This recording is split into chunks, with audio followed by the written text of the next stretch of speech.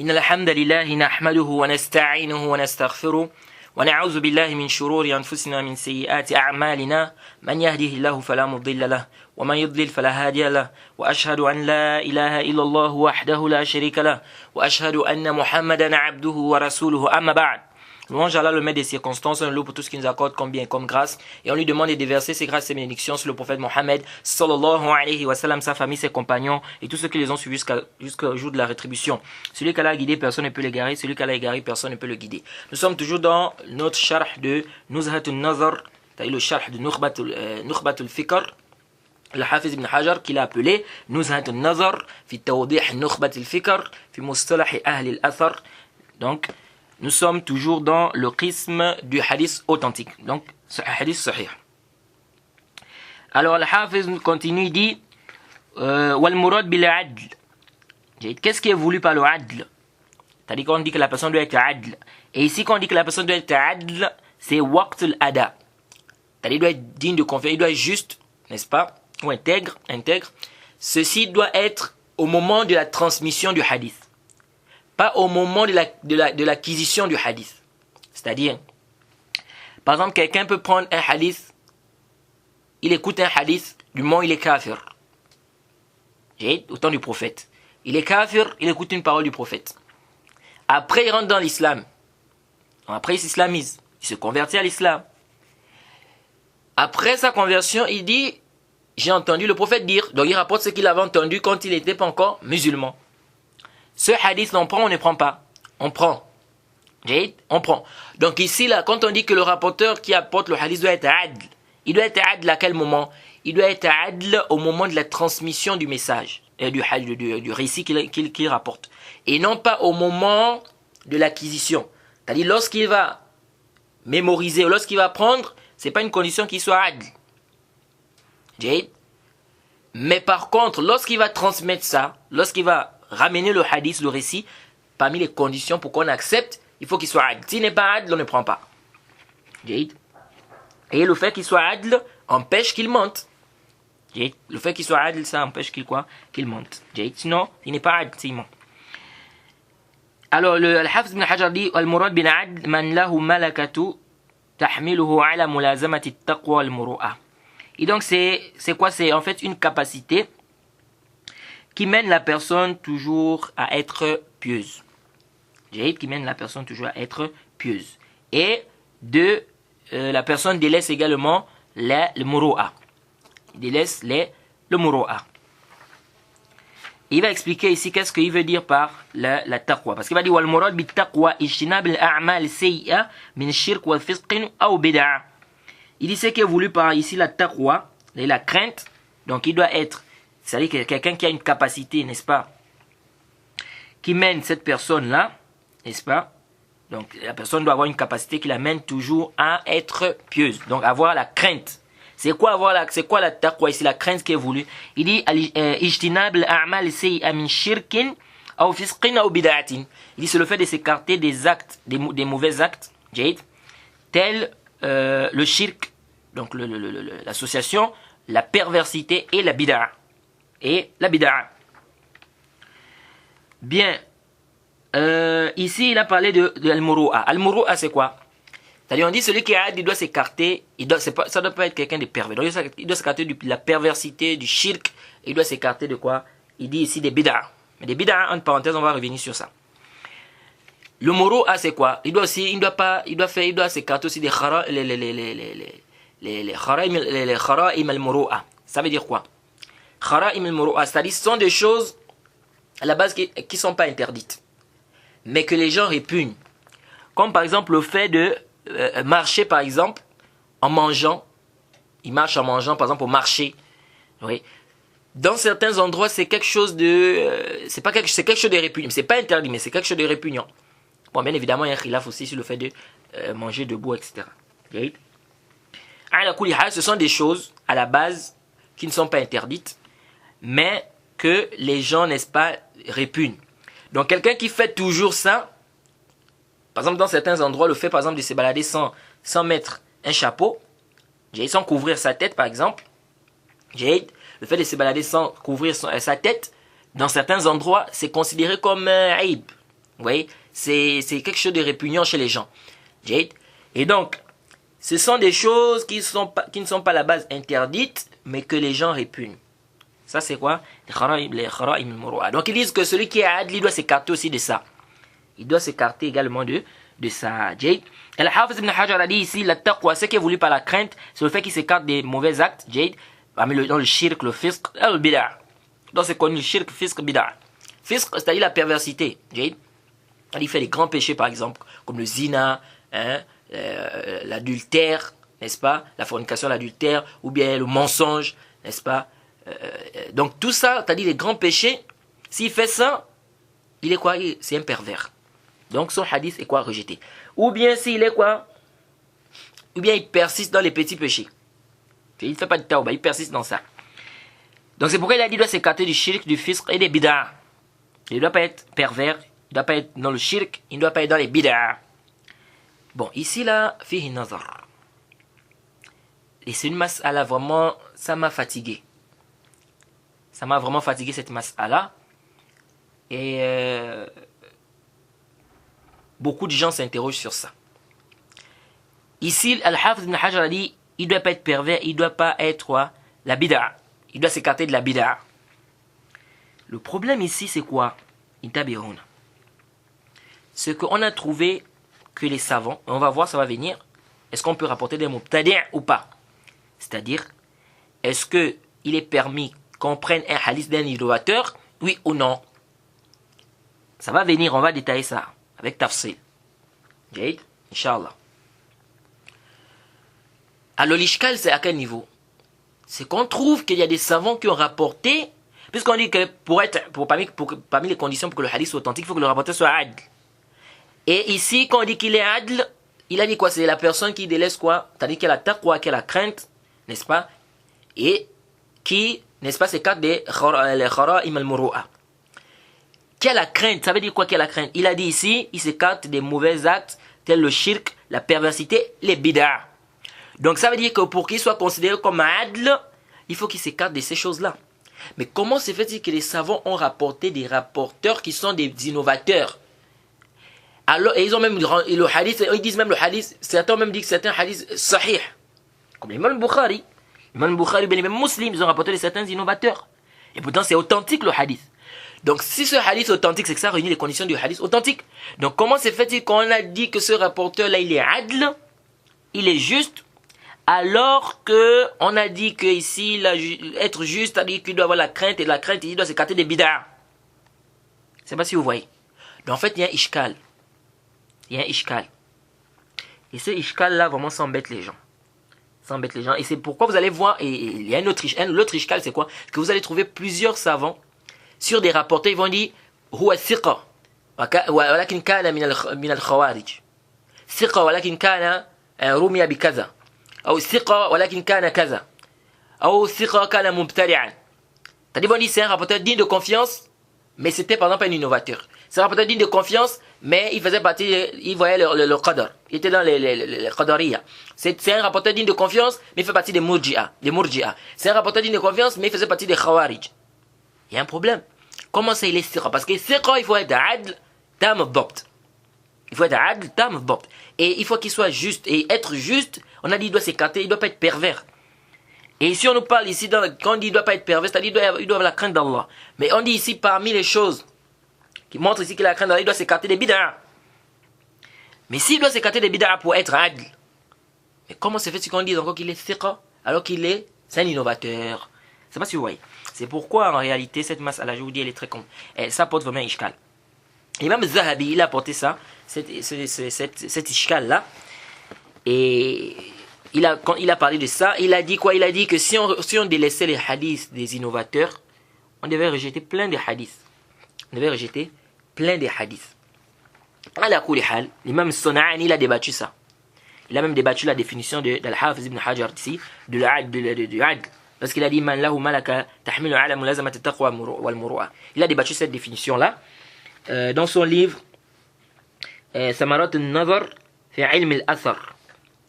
Il a débattu et le zahir de la vie de l'imam Sana'ani, c'est comme s'il voit que pour que le rapporteur soit accepté, ce qui nous intéresse, c'est son sidq. Son sidq, son amanat al-ilm, c'est le sidq fi al-khabar ou l'amanat fi al-naql. Wa al-dabt wa al-itqan. Donc il doit avoir une parfaite capacité de mémorisation, il doit maîtriser ce qu'il rapporte, il doit être véridique, c'est pas un menteur, il est véridique, et ça doit être quelqu'un de fiable dans ce qu'il rapporte. Donc le zahir de la vie de l'imam Sana'i, c'est comme s'il voit que si les conditions là sont réunies, on prend, même si c'est un innovateur. Et Harikatan, je penche beaucoup plus vers cet avis. C'est-à-dire que ce qui nous intéresse, c'est parce qu'il y a des innovateurs qui sont véridiques. Quand on dit que certains savants ont pris des innovateurs, ils ont pris de quels innovateurs? C'est pas n'importe quel innovateur. Il faut d'abord qu'il soit prouvé qu'il est véridique, il ne ment pas. Parce que c'est pas tout innovateur qui ment. C'est pourquoi vous allez voir que c'est tout un khilaf, tout un débat. Parce qu'il y en a qui voient qu'il ne faut pas qu'il appelle à sa bid'a. Parce que s'il appelle à sa bid'a, il peut faire le ta'assoub et tout ça. On verra ça quand on va parler de la riwaya du Mubtadi'a. Mais de manière résumée ici, qu'il y a des savants, comme dit le Cheikh Ibn al-Uthaymin, il y a des savants qui ont vu que le ada là, ça ne se limite pas seulement au simple fait du din. C'est-à-dire on peut aussi juger le rapporteur de juste tant que quoi, c'est pas un menteur. Donc s'il est mutqin, il a une parfaite capacité de mémorisation. Il ne ment pas, c'est pas un menteur. C'est pas un menteur. Parce que le khabar ici, quand on regarde bien ce qui prédomine ici, c'est le sidq de la personne. C'est un menteur ou c'est pas un menteur? Il est véridique ou pas? Donc du moment où il est véridique et qu'il a une très bonne capacité de mémorisation, et qu'on a le amanat al-ilm, c'est-à-dire du naql, c'est-à-dire il est fiable dans ce qu'il rapporte, ça suffit. Donc qu'il soit mubtadi' ou qu'il soit pas mubtadi', ici là, on prend son hadith. On prend son hadith. Et quand tu regardes le sonner des savants, quand tu regardes la pratique des savants, c'est ce qu'on remarque. On remarque que, bien que les savants ont mis comme condition qu'il doit s'écarter, c'est-à-dire du fisq, ça veut dire qu'il ne doit pas faire des grands péchés, les bid'a et tout ça. Mais on voit quand même que les savants, dans leur tashih, dans le mu'amala, dans les pratiques des hadiths, etc., c'est comme s'ils ont plus regardé le côté du sidq, de la véracité de la personne. Est-ce qu'il est véridique ou bien il n'est pas véridique? Beaucoup de savants. Pourquoi? Parce que vous allez voir plein de hadiths où c'est des rapporteurs qui faisaient des bid'a, qu'on a même cité, qu'on a même dit que c'est des mubtadi'a, qui étaient dans telle secte. Malgré ça, ils ont rapporté d'eux. Donc c'est pourquoi, c'est comme s'ils ont regardé ici le côté qui prédominait, c'était le côté de la véracité de la personne. Il est véridique ou pas? Il a une bonne capacité de mémorisation ou pas? S'il y a ça, ça suffit. S'il y a ça, ça suffit. Parce qu'ici, il y a un ishkal. Parce que quand on dit ici, il doit s'écarter des bid'a pour qu'il soit adl. Et on rapporte des rapporteurs qui sont mubtadi'a. Et on dit que le hadith est sahih. Alors qu'on dit parmi les conditions du hadith sahih, il faut que le rapporteur soit adl. Il y a un ishkal. Et c'est pourquoi, ici, là, soit il y a deux choses. Soit on dit que la base, c'est que le rapporteur doit être adl, sauf qu'on accepte ici la bid'a. C'est-à-dire on accepte ici celui qui tombe dans la bid'a, ou celui qui est mubtadi', c'est un innovateur, celui qui est innovateur. Celui qui est innovateur, on l'accepte, c'est une exception. Pourquoi? Parce qu'il y a un débat, il y a un khilaf des savants sur le riwaya du mubtadi'. Est-ce qu'on doit prendre le hadith de l'innovateur ou pas? C'est un grand débat entre les savants des hadiths, plusieurs paroles. Donc, soit on dit que ces savants-là, c'est vrai, ils ont mis ça en condition, mais c'est une exception. La riwaya du mubtadi' c'est une exception. Parce qu'il y en a qui ont dit ici qu'ils prennent du mubtadi' mais à condition qu'ils n'appellent pas vers sa bid'a. Ils ont dit à condition que ça ne renforce pas sa bid'a. Ce qu'il rapporte ne renforce pas sa bid'a. Et d'autres ont même vu que même s'il appelle à sa bid'a, tant qu'il est véridique, si c'est prouvé qu'il est véridique, qu'il ne ment pas, il est fiable dans ce qu'il rapporte, on prend. Parce que même s'il appelle à sa bid'a, s'il est véridique, il ne va pas mentir. Est-ce que vous voyez? Et il y a d'autres qui ont même rejeté mutlaq en disant non, ne prend pas la loi du mubtadi'. Qu'il soit véridique, qu'il soit pas véridique, on ne prend pas mutlaq. Et ça, si on prend cet avis-là, on va rejeter plein de hadiths qui sont même dans Bukhari et Muslim. Parce que même Bukhari et Muslim, ils ont rapporté des rapporteurs qui sont mubtadi', des innovateurs. Donc c'est une mas'ala vraiment yahtaj al-bahth. Donc c'est deux choses. Soit on dit que c'est une exception, soit on dit comme ce que l'imam San'ani a dit, c'est-à-dire on regarde ici le côté de la véracité de la personne, du dop de la personne, le amanat al-ilm de la personne dans ce qu'il rapporte. La fiabilité de la personne dans ce qu'il rapporte, sa capacité de mémorisation et le fait qu'il soit véridique. Donc le fait que la personne soit véridique. Donc si la personne est véridique, khalas. Donc même si la personne est tombée dans une innovation, ou bien même si la personne était un innovateur, on prend bien évidemment les savants divisés. Il y a deux types de bid'a aussi. Il y a des bid'a qui font sortir de l'islam, et des bid'a qui ne font pas sortir de l'islam. Tout ça là on va voir, on va venir quand le cheikh va parler de la riwaya du Mubtadi', c'est-à-dire la version ou le hadith qui est rapporté par un Mubtadi'. Est-ce qu'on prend ça ou on ne prend pas ça? Mais sachez que cette mas'ala là, vraiment, fihi ma fi. Ça nécessite plus qu'un bahth. Alors, comment on va savoir le adala de la personne? Comment on va savoir que la personne est digne de confiance ou pas? Les savants disent on sait ça par la tazkiya d'un savant. Un savant peut dire par exemple, il est adl, il est juste. Il a vécu avec lui, il le connaît très bien, et c'est quelqu'un de digne de confiance. Il dit, celui-là il est digne de confiance. Il est adl, il est intègre, il est juste. Ou bien, ça peut être la tazkiya de l'étudiant. L'étudiant qui fait la tazkiya à son cher. Et ça ne doit pas être étonnant. Un étudiant peut faire la thèse qui a son cher. Un étudiant peut faire la thèse qui a son cher. Il confirme que son cher, il est digne de confiance. Et si ça vient de quelqu'un de adl, quelqu'un de reconnu, qui est juste, etc., qui est connu dans ce ilm, on prend. On ne dit pas non, il a fait la thèse qui a parce que c'est son cher.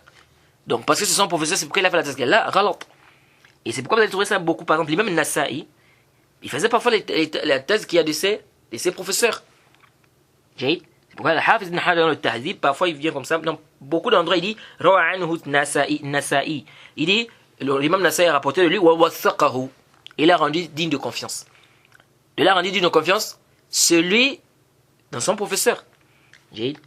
Donc ça aussi, il n'y a pas de mal. Donc on peut connaître la thèse qu'il y a, on peut connaître par exemple le hadith de la personne par la thèse qu'il y a. Un savant qui témoigne, n'est-ce pas, qui confirme que oui, tel est digne de confiance.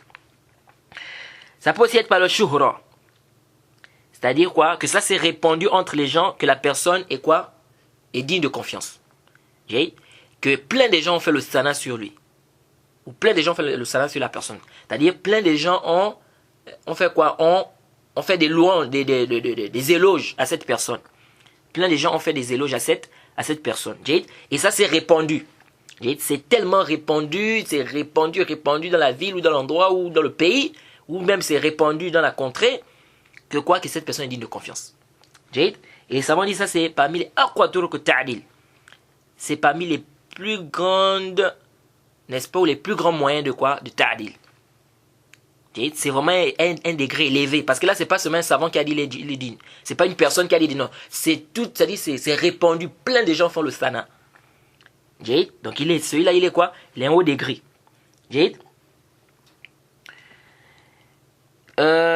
Certains savants disent le fait qu'un rapporteur digne de confiance rapporte d'un autre rapporteur, c'est un ta'dil. Bon, ça c'est pas juste. Et on rapporte ça, on dit que l'imam Ibn Hibban était de cet avis. Mais ça déjà c'est pas juste. Le fait qu'un rapporteur digne de confiance rapporte d'un rapporteur, ça ne veut pas dire qu'il a fait la thèse qu'il y a de cette personne. Pourquoi? Parce qu'on a vu des rapporteurs dignes de confiance qui rapportaient des rapporteurs qui sont faibles. On a vu des rapporteurs dignes de confiance qui rapportaient des rapporteurs qui sont faibles. Comme on a par exemple l'imam Malik. L'imam Malik, il n'y a pas quelqu'un qui doute sur le dop de l'imam Malik, le fait que l'imam Malik soit digne de confiance, il n'y a pas un doute sur ça. Mais l'imam Malik rapportait de Abdul Karim, Ibn Abi Mukhariq. Et pourtant, c'est un rapporteur que les savants ont rendu faible. Ou certains ont rendu faible. Mais lui rapportait de lui. L'imam Shafi'i, on dit qu'il rapporte de son professeur. Un de ses professeurs. Ibn Ibrahim. Al-Aslami. Ce rapporteur-là, il y a même d'autres qui l'ont accusé même de mensonge. Et pourtant, c'était le professeur l'imam Shafi'i. L'imam Shafi'i rapportait de lui. Donc le fait qu'un rapporteur digne de confiance rapporte d'un autre rapporteur, ça prouve pas qu'il est digne de confiance. Ça prouve pas que c'est une tasse qu'il y a. Et ça prouve pas qu'il confirme qu'il est digne de confiance. Non. Comme il se peut aussi qu'il soit digne de confiance chez lui. Il peut être digne de confiance chez lui et ne pas être chez les autres. Et donc, venir dire comme ça que le fait qu'un rapporteur rapporte d'un autre rapporteur, ça montre ici qu'il fait le tawsiq. Il y a d'autres aussi qui ont dit, si le savant là, ou si le rapporteur là ne rapporte que des rapporteurs dignes de confiance, comme l'imam Bukhari, l'imam Malik, Bakri ibn Makhlad, ici on trouve qu'il a rapporté d'un rapporteur, ça prouve que quoi? Que c'est un tawsiq. Ça prouve qu'il l'a rendu digne de confiance. Je ne sais pas si vous voyez.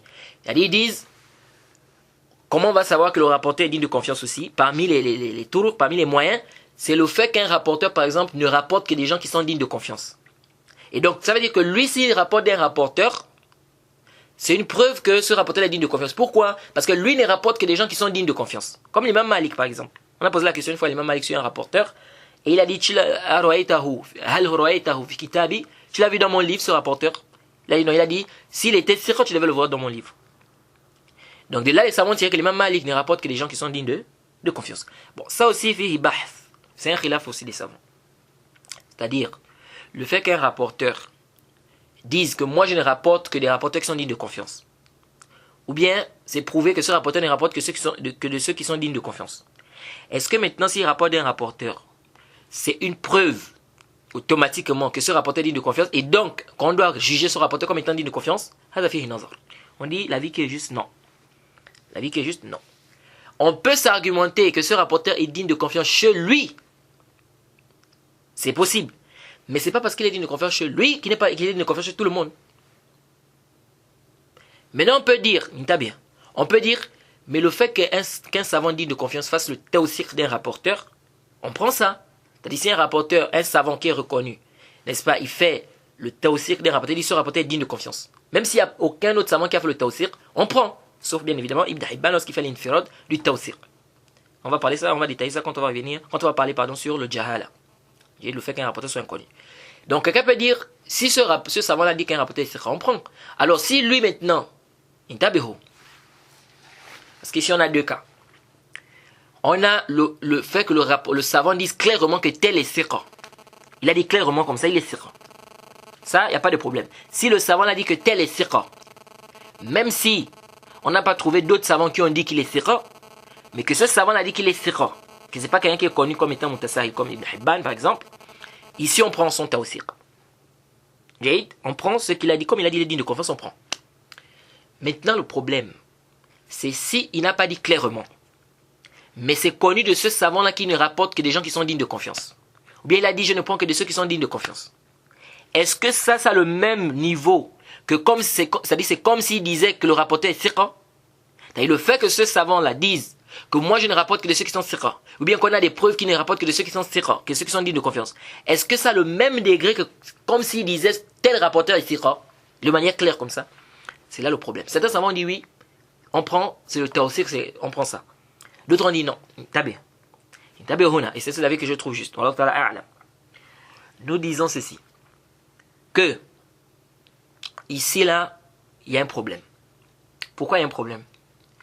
Parce que nous disons à quel moment ce savant-là a dit qu'il ne rapporte que des rapporteurs qui sont dignes de confiance. À quel moment il a dit qu'il ne rapporte que des rapporteurs qui sont dignes de confiance? Est-ce que c'est dès qu'il a commencé à rapporter des hadiths, dès qu'il a commencé à comprendre cette science qui est la science du hadith? Donc dès le début il a dit comme ça qu'il ne rapporte que des rapporteurs qui sont dignes de confiance? Ou bien c'est à partir d'une période dans sa vie, lorsqu'il a atteint un degré de science, lorsqu'il a atteint un degré, il a eu la connaissance de beaucoup de choses dans le ilm, etc. C'est seulement qu'il a décidé de ne rapporter que des rapporteurs qui sont dignes de confiance. Je ne sais pas si vous voyez. C'est-à-dire ce rapporteur là, ou ce savant qu'on dit qu'il a dit, qui ne rapporte que de ceux qui sont dignes de confiance. Il a dit ça à quel moment? Il a commencé à rapporter des hadiths à quel moment? Donc du moment où on n'arrive pas à savoir clairement, c'est à quel moment qu'il a eu à dire ça, et à quel moment il a commencé à rapporter des hadiths. Ici, on ne peut pas prendre ça pour dire quoi? Pour dire que c'est un tawsiq. Pourquoi? Parce que comment on va faire la différence entre les rapporteurs qu'il a rapportés avant de mettre cette condition et les rapporteurs qu'il a rapportés après avoir mis cette condition? Je ne sais pas si vous voyez. C'est-à-dire à quel moment il a mis cette condition-là? Déjà, ça c'est déjà un problème. Maintenant, si on arrive à savoir qu'il a mis ça par exemple, cette condition par exemple, quand il avait par exemple 70 ans, ou il a mis cette condition par exemple, lorsqu'il a commencé par exemple à écrire tel livre. Mais bien avant, il avait déjà rapporté des hadiths, par exemple. Alors, ici là, si on n'arrive pas à faire la distinction entre les hadiths qu'il a rapportés avant qu'il ne mette cette condition, et les hadiths qu'il a rapportés au moment où il a mis cette condition-là, il y a ishkal. C'est pourquoi cette mas'ala, c'est-à-dire dire comme ça que lorsque le savant ne rapporte que des thiqat et qu'il a rapporté des rapporteurs, on dit que c'est un tawthiq, on prend ça comme tawthiq, fi nazar. Parce qu'à quel moment il a dit ça? Et à quel moment il a commencé à rapporter des hadiths? À quel moment il a mis cette condition-là? Parce que les savants disent, ces savants-là disent quoi? Ils disent qu'il ne va mettre cette condition-là, c'est lorsqu'il va être quoi? Mutabahir, c'est-à-dire fil ilm. Lorsqu'il va avoir un niveau dans la science, n'est-ce pas? À ce moment, n'est-ce pas? Dans les ilal, il va connaître les turuq, les hadiths, tout ça, etc. C'est à ce moment qu'il va mettre cette condition. Mais maintenant, les hadiths qu'il a rapportés avant, s'il a rapporté des hadiths avant, on fait comment? Et si on n'arrive pas à savoir, est-ce qu'il avait rapporté des hadiths avant cette condition ou pas? À quel moment il a mis cette condition? Toutes ces hypothèses-là, ça amène à quoi? À dire qu'ici, la fihi nazar. De venir prendre ça comme tawthiq. Wallahu ta'ala a'lam. Et bien sûr, comme on dit, ça peut être considéré comme un tawthiq nisbi. C'est-à-dire, chez lui, c'est un tawthiq. Mais comme j'ai dit ici, fihi ma fi. Donc, il y a des choses à redire ici. Il y a d'autres qui ont dit aussi, si on voit un tabi'i, on ne connaît pas un jarh sur lui, on dit que c'est un adl. C'est-à-dire, on ne connaît pas une critique sur ce rapporteur-là, ce tabi'i-là, on dit qu'il est adl. Ils disent parce qu'à l'époque des tabi'in, ça fait partie des qurun mufaddala, et le kadhib était peu, n'est-ce pas? Mais ça là, ce n'est pas sahih. Parce que le problème n'est pas seulement au niveau du kadhib. C'est-à-dire, le problème n'est pas seulement au niveau du mensonge. Le problème n'est pas seulement au niveau du mensonge. Il y a aussi un problème de dopt qui est là, de capacité de mémorisation. C'est pas juste le mensonge. Le rapporteur peut ne pas être un menteur. Mais ça ne suffit pas. Pour qu'on prenne son hadith, il peut ne pas être un menteur, mais si c'est quelqu'un qui a une mauvaise mémorisation, il s'embrouille dans les hadiths, il comprend, c'est-à-dire il mélange les hadiths, il ne mémorise pas bien. Alors ça va empiéter. Donc c'est pas ce même problème de quoi? C'est pas ce même problème de mensonge ici, de adala. Il y a un problème aussi de mémorisation qui compte ici. Donc venez dire que non, les tabi'in à leur époque ils faisaient partie des qurun mufaddala et qu'à leur époque il y avait moins de mensonges et tout, ça c'est pas quoi? C'est pas un dalil qui montre que si on voit un tabi'i, n'est-ce pas, ou bien on voit un rapporteur où il n'y a pas de jarh sur lui, il n'y a pas de jarh, il n'y a pas de ta'dil, on va dire que non, on considère que c'est un siqa. Pourquoi? Parce qu'il n'y a pas une critique sur lui. Et certains savants ont considéré quoi? Que le asl sur le rapporteur, comme Ibn Hibban, il voit que le asl d'un rapporteur, c'est qu'il est adl. Le asl sur le musulman, c'est qu'il est adl. Donc il dit le moment où le asl sur le musulman, c'est qu'il est adl. Donc même si si on sait que c'est un musulman, on ne connaît pas une critique sur lui. Même s'il n'y a pas d'éloge sur ce rapporteur-là, Ibn Hibban considère que le rapporteur est digne de confiance, il est adl, donc on identifie le hadith. On identifie le hadith. C'est pourquoi les savants ont dit que Ibn Hibban est laxiste. Et Al-Hakim aussi, il a aussi cet avis. Si on ne trouve pas un jarh sur un rapporteur, on dit qu'il est adl. Parce que le asl, le musulman, c'est qu'il est adl. C'est pourquoi beaucoup de savants, même les savants, disent quoi? Que ces savants-là sont laxistes. Ils sont laxistes. C'est pourquoi s'ils s'isolent avec un tawthiq, s'ils sont les seuls, par exemple, Al-Hakim est le seul qui dit par exemple que le rapporteur est digne de confiance. Eh bien, Ibn Hibban, on ne les prend pas. Pourquoi? Parce que lui, il rend des rapporteurs qui ne sont pas quoi? Qui ne sont pas connus, dignes de confiance, du simple fait quoi? Qu'il n'y ait pas une critique sur ces rapporteurs-là. Et bien évidemment, ça, ce n'est pas de manière absolue, une tabi'u. On va détailler ça quand on va parler du jahala. Ce n'est pas de manière absolue comme a déclaré Cheikh Abdurrahman al-Mu'allimi. Parce qu'Ibn Hibban, il peut parfois donner le hukm par rapport au quoi? Par rapport au bahth. Il a fait une recherche par rapport au hadith de ce rapporteur, etc., etc. Il a vu que ce rapporteur est digne de confiance. Donc ça, il y a des détails. Mais la base, Ibn Hibban, il faut savoir qu'il est laxiste dans les éloges. Donc il est le seul qui fait les éloges d'un rapporteur, il est le seul, il faut bien préciser. Donc ça ne veut pas dire qu'on le rejette mutlaqan, qu'on apporte un tawsih. Non, Hibban mutasahil, là. À quel moment, s'il est le seul qui a fait ça? Il est le seul qui a fait ces éloges-là, n'est-ce pas? Personne ne l'a suivi dans ça, et que le rapporteur est inconnu ici. Ici, là, on dit quoi? On ne prend pas d'abord ce hadith. Et on va revenir sur cette question, Inch'Allah, Ibn Hibban, de Tasahul, quand on va parler du Jahala, du fait qu'un rapporteur soit inconnu. Alors, donc, ça c'est un peu les moyens qui nous permettent de connaître quoi, le adal du rapporteur, c'est-à-dire le fait que le rapporteur soit juste inter. Et ça c'est pas juste, hein, c'est l'avis d'Ibn Hibban qui dit que la base sur le musulman il est adl.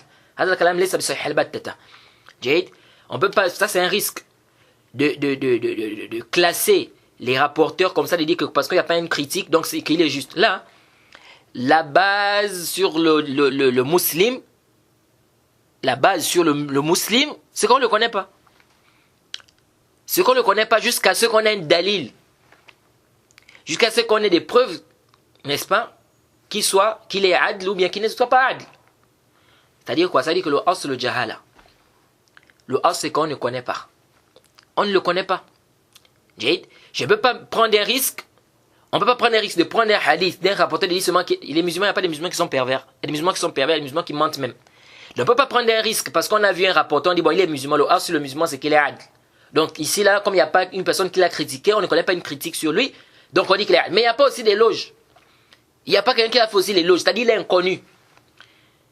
Donc ici, on ne peut pas dire non, le as, c'est qu'il est adl, donc on prend le hadith. Là, ralat. Sinon, ça, c'est des risques. On risque de faire entrer, on va prendre des hadiths, on va attribuer des hadiths au prophète comme ça, alors qu'en réalité, ce n'est pas les paroles du prophète. Le as, c'est qu'on ne le connaît pas. Et si on ne le connaît pas, il faut qu'il prouve qui il est. Est-ce qu'il est thiqa? Est-ce qu'il est adl? Est-ce qu'il n'est pas adl? Et donc ça doit être prouvé. Soit par des imams qui attestent, soit les gens qui vivent autour de lui attestent, etc., etc., comme on a déjà expliqué. Mais intabihuhuna. Quand on dit qu'on ne le connaît pas, ça ne veut pas dire qu'on est en train de mal parler de lui. Ça ne veut pas dire qu'on dit que c'est un innovateur. Parce qu'il y a des gens qui ont compris, on ne le connaît pas, comme étant, c'est comme si on disait que c'est un innovateur. Là, on n'a pas dit que c'est un innovateur, on dit qu'on ne le connaît pas. Et on ne le connaît pas. Rien qu'on ne connaît pas. Maintenant, tu veux faire du commerce avec quelqu'un. Tu vas te renseigner. Tu vas te renseigner, est-ce que c'est quelqu'un de fiable, est-ce qu'il garde bien l'argent, est-ce qu'il fait ceci. Tu vas pas aller comme ça pour dire non, le as sur le musulman, c'est qu'il est adl. Donc, vas-y, tiens. Là, ici on dit quoi? Ici on dit que le as, c'est qu'on ne le connaît pas. Et le fait qu'on ne connaisse pas la personne ne veut pas dire qu'on fait le temps sur lui, qu'on dit que quoi? Qu'il est quoi? Qu'il est mubtadi', que c'est un innovateur. Là, dire que la personne est innovateur, c'est une chose. Dire qu'on ne le connaît pas, c'en est une autre. Donc on ne connaît pas, ça veut dire qu'on ne connaît pas. Ça veut dire qu'on ne sait pas réellement s'il est digne de confiance, on ne sait pas réellement s'il n'est pas digne de confiance. Donc on ne sait pas si c'est un innovateur ou c'est pas un innovateur. Mais quand je te dis je ne sais pas s'il est innovateur ou pas, ça veut dire quoi? Que je suis en train de dire qu'il est innovateur? Là. C'est pourquoi, si le rapporteur il est majhoul, on ne le connaît pas, il n'y a pas de jarh, il n'y a pas de ta'lil, ce rapporteur-là, on fait le tawaqquf sur son hadith. On met son hadith de côté, on ne prend pas ça. Pourquoi? Parce que on ne connaît pas est-ce qu'il est digne de confiance ou pas, et c'est des risques. C'est des risques de prendre un hadith comme ça, de dire que non, la base c'est qu'il est adl. Maintenant, celui dont il a été prouvé qu'il est adl, qu'il est digne de confiance, des savants testés, on ne doit pas ici enlever, c'est-à-dire qu'on ne peut pas ici enlever cette attestation-là, sauf avec quelque chose de clair.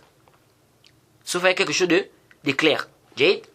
C'est pourquoi vous allez voir que il y a des savants qui sont reconnus comme étant des savants dignes de confiance, mais dont certains ont parlé sur eux, mais on n'a pas pris ça en considération. Vous allez voir par exemple, bon, Yahya ibn Ma'in, on dit que Yahya ibn Ma'in a parlé sur l'imam Shafi'i. Bon, ça l'a fait une nazar. Ça là déjà, c'est pas sahih. Certains disent même que c'est pas sur l'imam Shafi'i qu'il a parlé, il a parlé sur une personne qui s'appelait Ibn Shafi'i. Bref, on a par exemple Mohammed ibn Ishaq et l'imam Malik. On dit que l'imam Malik a parlé sur Mohammed ibn Ishaq.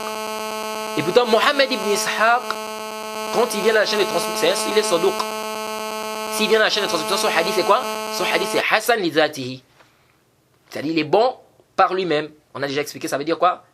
Hadith bon par lui-même. Donc on dit que l'imam Malik a parlé sur Mohammed ibn Ishaq. Pourquoi? Parce qu'en fait, il parle que Mohammed ibn Ishaq, il rapporte que Mohammed ibn Ishaq a dit, envoyé une parole comme quoi l'imam Malik ne faisait pas partie de telle tribu. Que lui ne faisait pas partie de telle tribu. Et l'imam Malik, quand il a écouté, il a dit qui dit ça? Il dit celui-là qui rapporte des gens du livre, celui-là qui rapporte des gens du livre, et lorsque lui il a écouté ça, les gens sont venus lui dire ça, il a dit, apportez-moi son livre ici, il va voir ce que je vais faire de son livre. Apportez-moi son livre, le Muwatta, il va voir ce que je vais faire de son livre-là. Et quand on est venu dire ça à l'imam Malik, il a dit Dajjal minad Dajjajila. Il a dit qui quoi? Que Mohammed ibn Ishaq, il est Dajjal minad Dajjajila. Minad Dajjajila. Est-ce que vous voyez? Il fait partie des Dajjal. Est-ce que vous voyez? Mais les savants n'ont pas accepté ça. Hein? Les savants n'ont pas accepté ça de l'imam Malik. Ils ont authentifié, n'est-ce pas, les hadiths de Mohammed ibn Ishaq. Pourquoi? Parce que ça, c'est des problèmes, hein, comme on dit, quoi, qui arrivent entre les Aqran. Entre les gens de quoi? De la même époque. De la même génération. Donc ça peut arriver. L'imam Nasa'i aussi, lui, il a parlé sur sur Ahmed ibn Salih al-Misri. Si Mohammed ibn Salih al-Misri, bon, les gens rapportent beaucoup d'histoires aussi. Est-ce que c'est authentique, c'est pas authentique? Soit disant qu'il est rentré dans une assise et qu'il a été chassé. Et donc, ça l'a touché. Et donc, il a parlé sur Ahmed ibn Salih al-Misri. Mais ça, fihi, yahtaj la bahth. Ça a besoin d'un bahth. Est-ce que c'est authentique ou c'est pas authentique? Il y a aussi Subki. Subki qui a parlé sur l'imam Zahabi avec des paroles qu'on ne peut même pas accepter. En disant que l'imam Zahabi, lorsqu'il fait le tarjama dans Siyar A'lam Nubala, lorsqu'il fait la biographie des Hanabila, donc les gens qui sont dans le mazhab de l'imam Ahmed, il dit qu'il fait quoi? Il tire. Il fait le sana, il tire, il fait des éloges, etc. Et qu'il vient faire maintenant la biographie d'un rapporteur qui fait partie des Shafi'iyya, ou d'une personne qui fait partie des Shafi'iyya, il ne donne pas son haqq. Il ne donne pas quoi? Son droit à la personne. Mais quand il parle des Hanabila, il tire, il fait des éloges, il fait machin, etc. Ça, il n'y a pas de doute que quoi? C'est batil. Ça, c'est complètement batil. Celui qui lit bien les kutub celui qui lit les kutub de l'imam Zahabi, du Sira A'lam Nubala, il voit clairement que l'imam Zahabi ne fait pas ça. Que l'imam Zahabi ne fait pas ça. Et c'est pourquoi l'imam Shawkani, il a dit tout ça là, dalil alayhi. L'imam Shawkani, il a défendu l'imam Zahabi. Hein, il a défendu l'imam Zahabi dans le Badr Tali'. Et il a dit quoi? Que ce qu'on a rapporté celui-là, on ne peut pas accepter. Là, dalil alayhi, ça n'a pas de dalil. C'est que Subki a dit sur l'imam Zahabi. Et il disait aussi quoi? L'imam Subki disait aussi que parfois quand l'imam Zahabi prenait le stylo pour écrire, parfois il était énervé. Il dit hatta la yadri ma yakhruj min ra'sihi. Et ça c'est vraiment une parole, c'est qabih. C'est pas une parole acceptable. On dit que l'imam Subki a dit, l'imam Zahabi, quand il prenait le stylo pour écrire, parfois il était énervé au point où il ne savait même pas ce qui sortait de sa tête. Et j'ai le kalam. Kalam, غير مقبول. غير مقبول. البتة. Et l'imam Zahabi, les savants ont fait ses éloges, Ibn Hajar a fait ses éloges, n'est-ce pas? Il a dit Sahib Istiqra' Tam. Il a même dit, on rapporte même qu'Ibn Hajar, quand il a pris l'eau des Zamzam, il a demandé qu'Allah subhanahu wa ta'ala lui donne l'eau des Zamzam, il a demandé à Allah subhanahu wa ta'ala lui donner une mémorisation comme la mémorisation de l'imam Zahabi. Et l'imam Zahabi fait partie des élèves de Cheikh al-Islam Ibn Taymiyyah. Ibn Abdel Hadi, l'imam Zahabi, Ibn Rajab, tout ça ce sont des élèves d'Ibn Qayyim, tout ça sont les élèves du Cheikh al-Islam Ibn Taymiyyah. Et on rapporte que l'imam Zahabi il avait dit aussi que le Cheikh al-Islam Ibn Taymiyyah, parfois le Cheikh al-Islam Ibn Taymiyyah s'énervait aussi. Et on rapporte que l'imam Zahabi a dit que si le Cheikh al-Islam Ibn Taymiyyah, si c'était pas ça, il dit même les gens qui contredisent le Cheikh al-Islam Ibn Taymiyyah devaient être avec lui, devaient le soutenir, même si les ennemis devaient le soutenir. Vous voyez? Ala kulli hal, l'imam Zahabi c'est un savant, n'est-ce pas? Et c'est un des élèves du Cheikh al-Islam Ibn Taymiyyah, et il aimait beaucoup Cheikh al-Islam Ibn Taymiyyah, il a fait plusieurs éloges de Cheikh al-Islam Ibn Taymiyyah, n'est-ce pas? Et également, il est connu, plusieurs savants ont fait ses éloges, n'est-ce pas? Et l'imam Shawkani, dans le Badr Tali', il a défendu l'imam Zahabi contre les paroles de Subki. Hein, contre les paroles de Subki. Donc ces paroles-là de Subki, c'est même pas accepté. C'est même pas accepté. Encore que Subki fihi ma fille. Vous voyez? Donc, c'est pourquoi ici, il faut faire attention ici quand on parle de quoi? Du adala. Il faut faire attention quand on parle du adala. Un autre problème ici. Donc déjà là, on retient quoi? On retient clairement ici qu'un savant qui est reconnu clairement, il y a des éloges, etc. Si maintenant on voit des critiques, on doit regarder quoi? Ces critiques-là. C'est basé sur quoi? Comme on va voir, Inch'Allah, quand on va parler du jarh wa ta'adil, jarh wa ta'adil à la fin du livre. Parce qu'Al-Hafiz ibn Hajar, il a fait une partie où il parle du jarh wa ta'adil et il apporte des qawaïd. On va détailler ces qawaïd là-bas. À quel moment on prend, à quel moment on ne prend pas, quels sont les dalils, etc. On va parler de ça, Inch'Allah. Mais pour le moment, retenez ici quoi? Que il y a certains savants qui ont parlé sur d'autres, n'est-ce pas? Et ça n'a pas été accepté.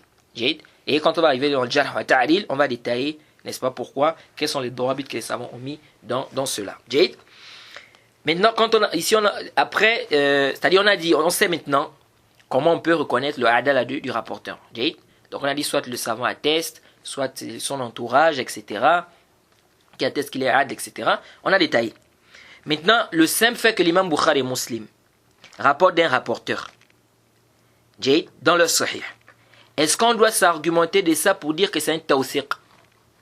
C'est-à-dire pour dire que le fait qu'il rapporte de ce rapporteur, ça veut dire qu'il rend ce rapporteur-là digne de confiance. Je ne sais pas si vous saisissez. L'imam Bukhari rapporte d'un rapporteur, l'imam Muslim rapporte d'un rapporteur. Est-ce que le simple fait qu'il rapporte d'un rapporteur, ça prouve qu'il considère que ce rapporteur est digne de confiance? Certains disent ça, mais ça, dire ça comme ça de manière absolue, fihi nazar. Pourquoi fihi nazar? Fihi nazar, pourquoi? On sait pourquoi? Parce qu'on sait très bien, n'est-ce pas? On sait très bien que l'imam al-Bukhari et l'imam Muslim ont rapporté de certains rapporteurs tout cool limafi. C'est-à-dire certains rapporteurs dont certains savants parler sur eux. Certains savants parler sur certains rapporteurs qui sont le Bukhari et Muslim. Certains ont même daïfé certains rapporteurs. Donc venir dire comme ça de manière absolue que tout rapport, et l'imam Bukhari et Muslim, ils savent que ces rapporteurs sont daïfs, ou bien ont une petite faiblesse.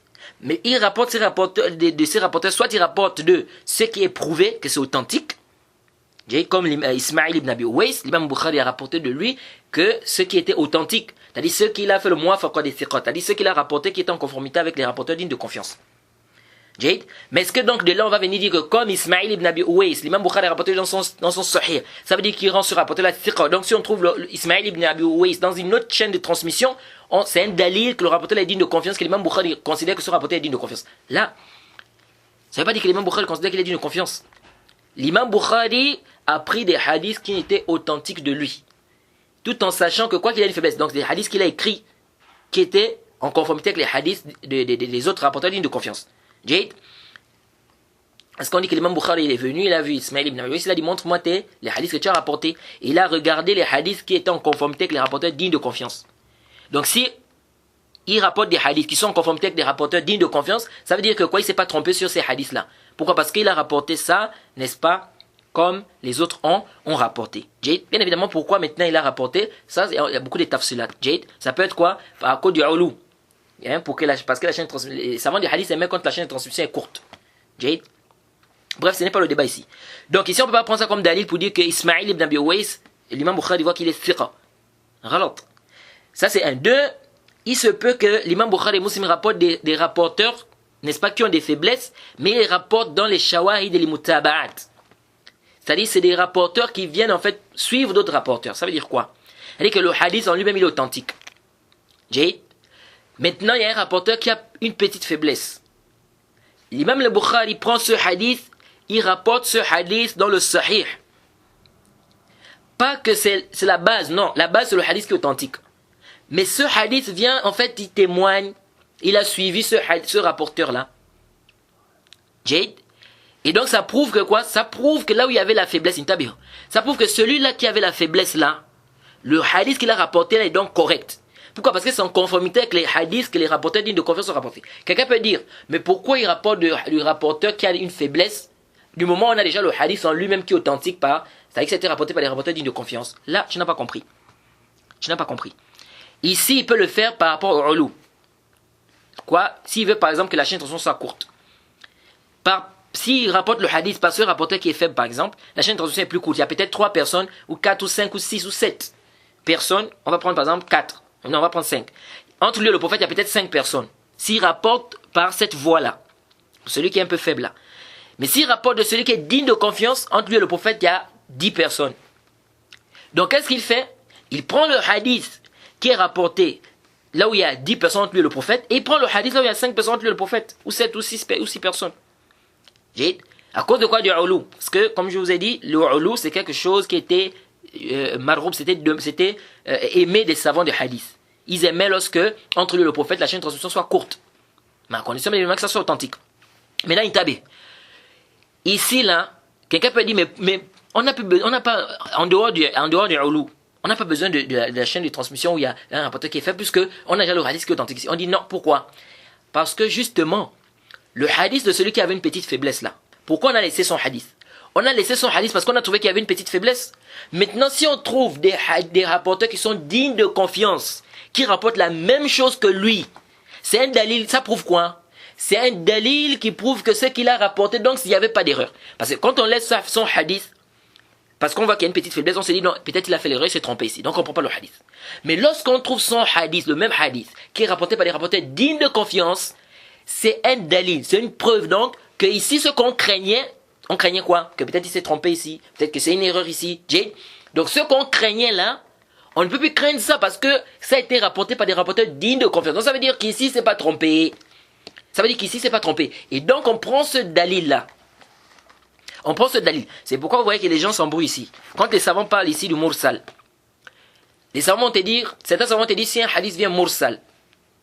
Mursal, c'est-à-dire c'est un tabi'i qui rapporte directement du prophète sans mentionner l'intermédiaire, le rapporteur intermédiaire entre lui et le prophète. Donc lorsque le tabi'i dit directement, le prophète a dit, sans citer, parce que le tabi'i n'a pas rencontré le prophète Mohammed sallallahu alayhi wa sallam. Donc il peut pas rapporter directement du prophète. Donc il faut l'intermédiaire entre lui et le prophète.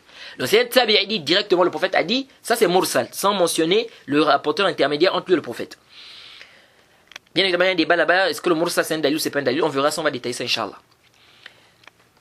Mais ici là, certains savants te dire, si ce hadith là vient mursal, on prend pas. Mais si ça vient dans une autre chaîne de transmission rattachée, là on prend. Ça se renforce. Certains viennent et disent, mais non, mais pourquoi ils disent ça? Du moment où le hadith, on l'a déjà dans une autre chaîne de transmission qui est rattachée. On n'a plus besoin de ce hadith qui est mursal. On dit, là, tu n'as pas compris. Pourquoi on a laissé le hadith qui est mursal là? C'est parce qu'on craint ici qu'il y a une erreur, parce que dès que le tabi'i rapporte directement du prophète, sans mentionner l'intermédiaire entre lui et le prophète. Ça veut dire qu'il y a un intermédiaire entre lui et le prophète parce qu'il n'a pas rencontré le prophète. Mais cet intermédiaire qui est entre le prophète, on ne le connaît pas. On ne sait pas s'il est digne de confiance ou pas. Il se peut que ça soit un compagnon, il se peut que ça ne soit pas un compagnon, ça soit un tabi'i. Et si c'est un tabi'i, est-ce que ce tabi'i il a pris directement du compagnon ou bien il a pris d'un autre tabi'i? Et si c'est un tabi'i, est-ce qu'il est thiqa ou il n'est pas thiqa? Mais s'il est thiqa, est-ce qu'il a pris directement d'un compagnon ou bien il a pris d'un autre tabi'i? Cet autre tabi'i, est-ce qu'il est thiqa ou bien il n'est pas thiqa? Et s'il est thiqa, est-ce qu'il a pris directement du compagnon ou bien il a pris d'un autre tabi'i? Donc ça fait quoi une silsila comme ça? Ça fait quoi? Une silsila comme ça. C'est pourquoi les savants, et c'est l'avis qui est juste, c'est que le mursal c'est pas un dalil. Le mursal est da'if. Lorsqu'un hadith est mursal, c'est da'if. Sauf si, bien évidemment, ça vient de l'autre chaîne de transmission et tout ça se renforce, ça c'est une autre mas'ala là-bas. Donc, on a laissé ce mursal à côté de ça. C'est-à-dire, on ne connaît pas l'intermédiaire qui est entre ce tabi'i-là et le prophète Mohammed sallallahu alayhi wa sallam. Il se peut que ça soit un compagnon, il se peut. Si c'est un compagnon, il n'y a pas de problème. Si c'est un compagnon, il n'y a pas de problème. Mais le problème, c'est qu'ici, on n'est pas sûr que c'est un compagnon qui est au milieu. Donc, il se peut que ça soit un tabi'i. Parce qu'il y a des hadiths où tu vas trouver des tabi'in qui rapportent entre eux. Au moins 4 tabi'in qui rapportent entre eux. Et comme on verra, Inch'Allah. Le hadith qui dit que le Qul huwallahu ahad ta'dilu thuluthul Qur'an. Que Qul huwallahu ahad, ça équivaut au tiers du Qur'an. Ce hadith-là, vous allez trouver près des 4 tabi'in qui rapportent entre eux. Donc un tabi'i peut rapporter un autre tabi'i, qui peut rapporter un autre tabi'i, qui peut rapporter un autre tabi'i. Donc du moment où on n'est pas sûr ici que c'est le compagnon qui est au milieu, et que il se peut que ça soit un tabi'i, ce tabi'i-là, est-ce qu'il est thiqa ou il n'est pas thiqa? Quelqu'un ne vient pas dire non, mais il ne peut pas mentir et tout ça. C'est pas seulement un problème de mensonge, c'est aussi un problème de capacité de mémorisation. Donc pourquoi on a laissé le mursal là? On a laissé le mursal là parce qu'on ne sait pas qui est au milieu. Et celui qui est au milieu là, il peut être quelqu'un qui a une mauvaise mémorisation et donc il a fait une erreur dans ce hadith.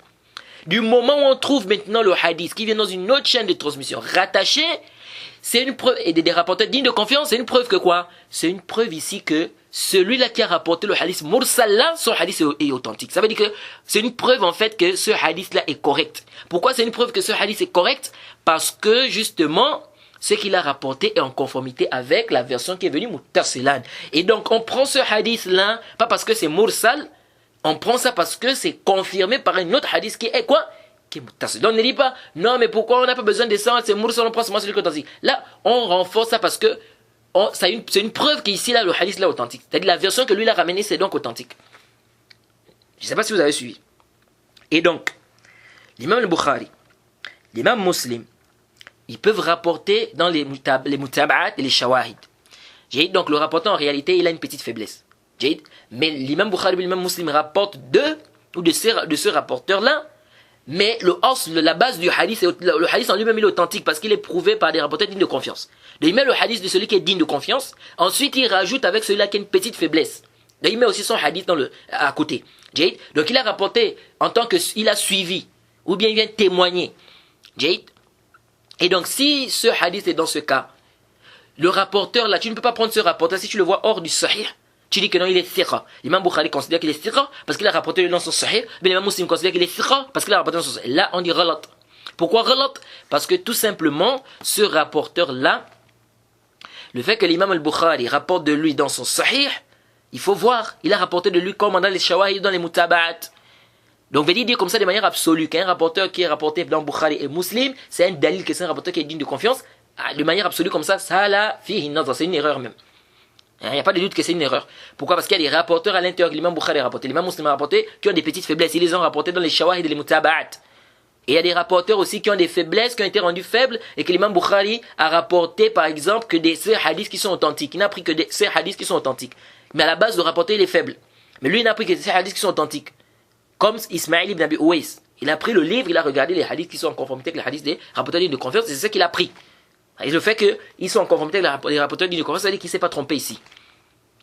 Donc, ça veut dire quoi? Ça veut dire qu'ici, il faut faire très attention. On ne peut pas prendre ça comme ça de manière absolue. Parce que on voit des gens comme ça. Oh, ce rapporteur-là, il est rapporté par l'imam Bukhari. Donc, c'est un thiqa. L'imam Bukhari voit que c'est un thiqa. Et quand tu regardes, l'imam Bukhari est rapporté dans les mutaba'at, dans les shawahid. Ou bien l'imam Muslim est rapporté dans les mutaba'at, dans les shawahid. Donc, ça, c'est très important pour un étudiant en sciences du hadith de comprendre. Ensuite, le cheikh, il a dit wa dabt dabtan. Wa dabt dabtan. Al-Hafiz ibn Hajar continue, il dit le dabt, on a deux types de dabt. Donc quand on parle du dabt, c'est la capacité de mémorisation est divisée en deux. On a le dabt sadr. Le dabt sadr. C'est quoi ici là, quand on dit le rapporteur doit être dabt, tam dabt, il doit avoir une forte capacité de mémorisation. Ici c'est fi waqt al-tahammul wa fi waqt al-ada. C'est-à-dire au moment où il acquiert le hadith et au moment où il va transmettre le hadith. C'est différent du ad. Le ad là, on a dit quoi? On a besoin de ça lorsqu'il va transmettre le hadith. Mais le dabt, on a besoin de ça lorsqu'il prend le hadith et lorsqu'il transmet. Parce que s'il prend le hadith et qu'il n'a pas une bonne capacité de mémorisation, il va mal prendre le hadith. Et donc s'il a mal pris le hadith, la transmission sera fausse. Elle sera aussi fausse. Pourquoi? Parce qu'à la base, il a mal mémorisé le hadith, ou bien il a mal recopié le hadith. Donc il faut quoi? Le dabt, il faut que ça soit au moment où il prend. Donc il doit avoir une bonne capacité de mémorisation. Le moment où il prend le hadith et le moment où il va transmettre. Et il dit ici quoi? Le dabt sadr. Donc premièrement, nous avons le dabt sadr. Donc le dabt est divisé en deux. La capacité de mémorisation, c'est divisé en deux. Ou bien ce qui rentre dans la capacité de préservation de mémorisation, ça divise en deux. On a le dabt sadr. C'est quoi le dabt sadr? Il dit وهو أن يثبت ما سمعه من حيث يتمكن من استحضاره متى شاء. Il dit c'est le fait que la personne garde, n'est-ce pas, ce qu'elle a entendu, de telle sorte qu'elle se souvienne de ça, n'est-ce pas, comme elle a entendu à n'importe quel moment qu'elle voudra. À n'importe quel moment qu'elle voudra. Ça, on appelle ça le dabt sadr. C'est le fait que la personne préserve, n'est-ce pas, garde, par sa tête, c'est dans son hifz, c'est la tête. C'est le fait que la personne garde, ce qu'elle a entendu, la personne garde ce qu'elle a entendu, de telle sorte qu'elle se souvienne de ça comme elle a entendu, à n'importe quel moment qu'elle voudra. Donc, elle a entendu le récit, elle a gardé le récit, elle va transmettre le récit comme elle a entendu à n'importe quel moment qu'elle voudra. Jade.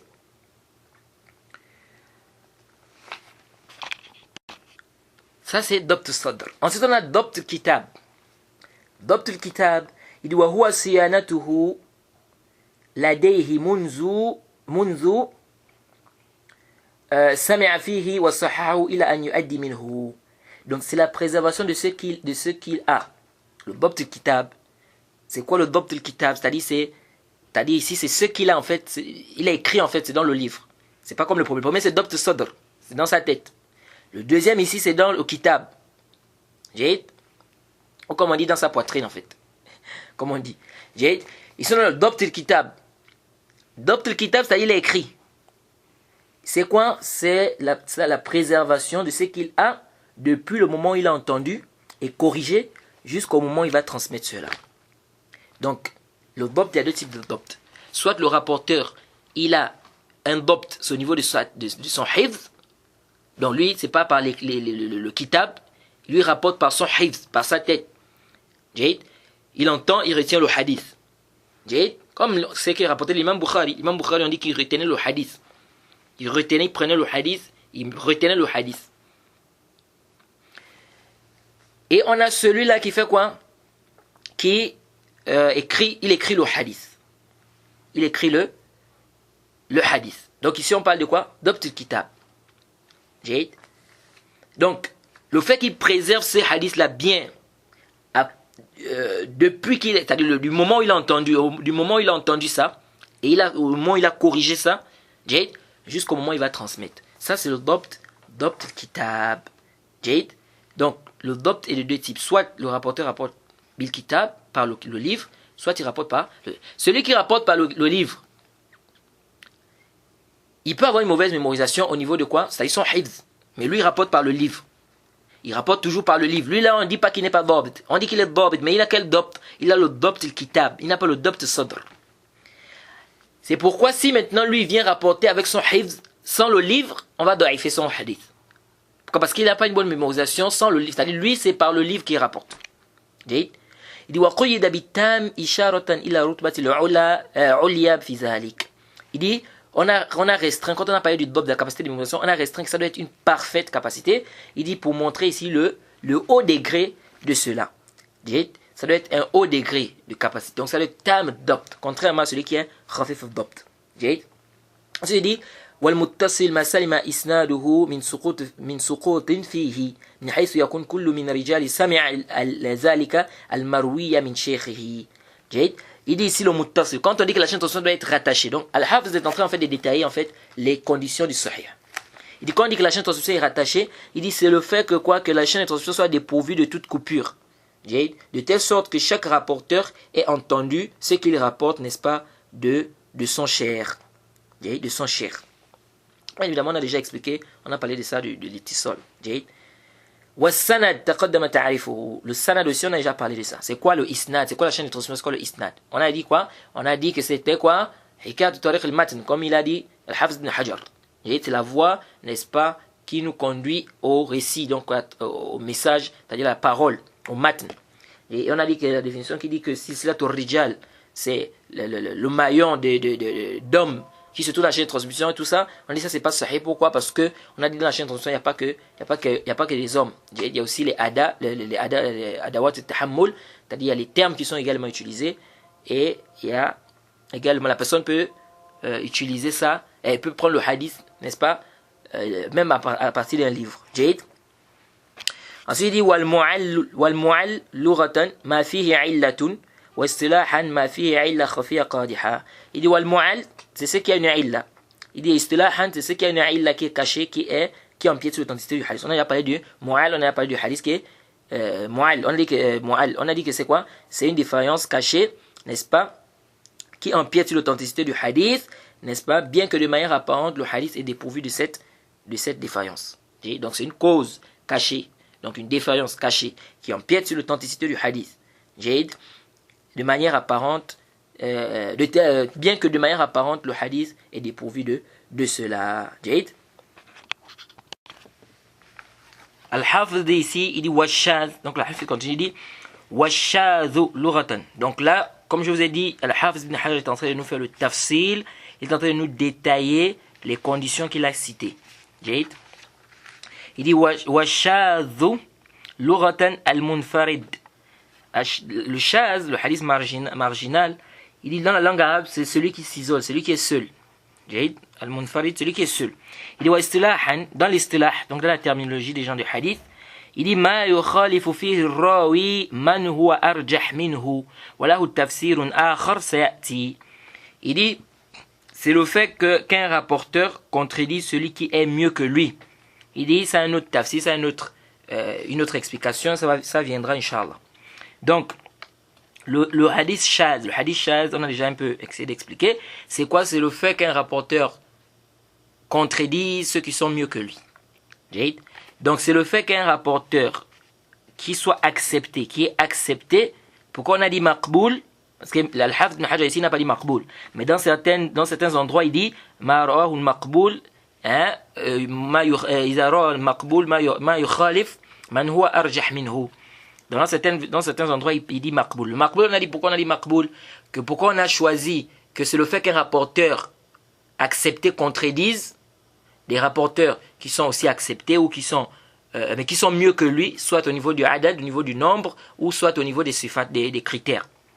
Parce que si on ne dit pas le maqboul, si on dit c'est le fait qu'un rapporteur digne de confiance, parce que c'est souvent la définition qu'on cite, le fait qu'un rapporteur digne de confiance contredise. Mais après bahth, ce qui est daqiq ici, c'est de dire an yukhalif al-maqboul. Pourquoi on dit ça? Parce que si on ne dit pas le fait qu'un rapporteur qui soit accepté contredise, si on dit c'est le fait qu'un rapporteur digne de confiance contredise, ici on va faire sortir le saduq. Parce que le saduq il n'est pas thiqa. Mais il est quoi? Il est moindre que le thiqa. Donc quand on dit le fait qu'un rapporteur thiqa contredise d'autres rapporteurs qui sont des thiqat, etc. Maintenant si le saduq contredit ceux qui sont comme lui, ou si le saduq contredit ceux qui sont plus que lui, qu'est-ce qu'on fait? On fait quoi de ce hadith? Bien que, bon, il y a des savants qui voient que si le saduq contredit, on dit que c'est munkar. Et ça l'a fait une nazar. Si un saduq contredit, n'est-ce pas, les rapporteurs, n'est-ce pas, qui sont dignes de confiance aussi, comme lui, ou qui sont saduq comme lui, mais qui sont en plus grande quantité, il a contredit. Ici, on dit que son hadith est shaz. On dit que son hadith est shaz. Donc le hadith shaz, en réalité, il y a 3 ta'rifat. Parce que, comme a dit l'imam Suyuti, وَذُو الشُّذُوذِ مَا يُخَالِفُ ثِقَةً فِيهِ الْمَلَا فَالشَّافِعِيُّ يُحَقَّقَ وَالْحَاكِمِ خِلَافَ فِيهِ مَا اشْتَرَطَ وَلِلْخَلِيلِ مُفْرَدٌ رَوِي فَقَطْ وَرُدَّمَا قَالَ بِفَرْضِ ثِقَةٍ وَرُدَّمَا قَالَ بِفَرْضِ ثِقَةٍ كَنَّهِي عَنْ بَيْعِ الْوَلَا وَالْهِبَةِ كَنَّهِي عَنْ بَيْعِ الْوَلَا وَالْهِبَةِ. Ça c'est le bayt que l'imam Suyuti a apporté. وَذُو الشُّذُوذِ مَا يُخَالِفُ ثِقَةً فِيهِ الْمَلَا فَالشَّافِعِيُّ يُحَقَّقَ. Donc il dit c'est le fait qu'un rapporteur digne de confiance contredise d'autres rapporteurs dans la même assise. وَالْحَاكِمُ خِلَافَ فِيهِ مَا اشْتَرَطَ. L'imam Al-Hakim n'a pas mis ça comme condition. Il n'a pas mis quoi comme condition? La contradiction. Il n'a pas mis quoi comme condition? La contradiction. Donc Al-Hakim, c'est comme s'il voit, selon ce bayt, c'est-à-dire c'est comme s'il voit que le simple fait qu'un rapporteur digne de confiance s'isole avec un hadith, c'est shaz. Même si il n'a pas contredit. Donc il dit وَالْحَاكِمُ خِلَافَ فِيهِ مَا اشْتَرَطَ وَلِلْخَلِيلِ مُفْرَدٌ رَوِي فَقَطْ وَرُدَّمَا قَالَ بِفَرْضِ ثِقَةٍ كَنَّهِي عَنْ بَيْعِ الْوَلَا وَالْهِبَةِ. Il dit Walil Khalil, donc Al-Khalil, lui il a fait quoi? Il a dit que le simple fait que le rapporteur s'isole, qu'il soit digne de confiance, qu'il soit pas digne de confiance, le hadith est shaz. La différence entre Al-Khalil et Al-Hakim, c'est qu'Al-Hakim, ils disent que le rapporteur doit être digne de confiance. Donc s'il s'isole, même s'il ne contredit pas, c'est shaz. Khalil, lui, voit que quoi? Même s'il n'est pas digne de confiance, donc qu'il soit da'if, qu'il soit digne de confiance, c'est la même chose. Il s'isole avec un hadith, c'est shaz. Et lui-même Shafi'i lui dit non, il faut que le rapporteur soit digne de confiance et qu'il contredise. S'il n'y a pas de contradiction, c'est pas shaz. Le simple fait qu'il s'isole avec un hadith, ça ne montre pas que c'est shaz. Il faut qu'il y ait une contradiction. Donc ça c'est quoi? Et il dit de réfuter ça avec le hadith, n'est-ce pas, qui dit quoi? Nahi an bay'il wala'i wal hiba. Parce qu'il y a eu un tafarrud là-bas. On peut aussi citer sur le hadith, nama a'malu binniyat. Il y a eu un tafarrud aussi. On a parlé déjà de ce hadith. Chaque acte n'est valide que par son intention. On a parlé de ça. Il y a eu quoi? Il y a eu un isolement, mais le hadith est authentique. Alors ça, c'est les trois ta'rifat. Donc les savants divergent en fait sur la définition du shadh. Mais la définition qui est juste, c'est la définition de l'imam Shafi'i. L'imam Shafi'i dit quoi? Il dit laysa shadh min al-hadith an yarwi thiqa man la yarwi ghayruh. Innama shadh an yarwi thiqa hadithan yukhalif ma rawahu an-nas. L'imam Shafi'i dit le shadh, ce n'est pas le fait qu'un rapporteur digne de confiance rapporte un hadith que les autres n'ont pas rapporté. Il dit mais le shadh, c'est le fait qu'un rapporteur digne de confiance rapporte un hadith qui contredit ce que les autres ont rapporté, ce que les gens ont rapporté. Donc c'est pas le simple fait qu'un rapporteur digne de confiance rapporte un hadith que les autres n'ont pas rapporté. Non. Le shadh, il faut quoi? Il faut qu'il y ait mukhalaf, il faut qu'il y ait une contradiction. Et ça a été rapporté de l'imam Shafi'i avec plusieurs chaînes de transmission. Al-Khatib al-Baghdadi a ramené ça dans le Kifaya. Et c'est prouvé que l'imam Shafi'i avait dit ça. Parce qu'il y a des chaînes de transmission qui sont venues par rapport à cela. Quant à ceux qui disent, on n'a pas trouvé ça dans un livre de l'imam Shafi'i, comme ça, même si vous n'avez pas trouvé ça dans un livre de l'imam Shafi'i, du moment où ça a été prouvé de l'imam Shafi'i par des chaînes de transmission authentiques, khalas. Du moment où il y a des chaînes de transmission qui attestent qu'il a eu à dire ça, c'est authentique, khalas. Ici, c'est le fait de dire qu'on n'a pas trouvé ça dans ces livres, ça ne quoi? Ça ne, c'est pas un dalil. Et Al-Hakim, il a dit quoi? Il a dit Ash-shadh ghayr ma'loul. فإن المعلول ما يوقف على علته أنه دخل حديث في حديث أو وهم فيه راوين أرسله واحد ووصله واهم.